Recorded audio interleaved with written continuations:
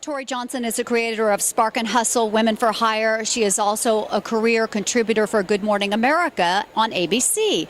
We're going to be talking right now about how you ask for what you want. Too many women just don't do that. Don't you see that? That's right. And so there's a couple things that are at issue. So one is we wait for the moment to be perfect instead of the moment being good enough. And so often we only have that one chance. And when we assume that it's not good enough, when we assume that we've got to wait for perfect, we miss out on the opportunity. And many times we can't even articulate what would the perfect moment be. It's something that we imagine in our minds. Sometimes I think it's birds flying around and the music's playing, and that moment doesn't come. So I tell people, ask when the moment is good enough, and almost always it is good enough. And when you ask, you want to be super clear about what you're asking about. And a lot of times we shy away from asking because we are fearful of rejection. We don't want somebody to say no. And so we'll hint around things. We won't just come out and ask it. And when you ask, you have to be clear about what's in it for them. Why should they do this? What's in it for them? So give us an example. How would you ask?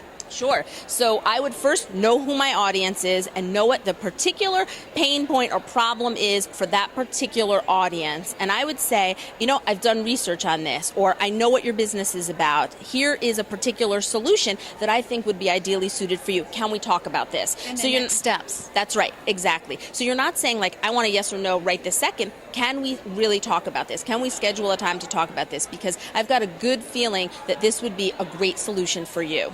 Great advice. Thanks so much. Tory Johnson. I'm Cynthia Good for Little Pink Book.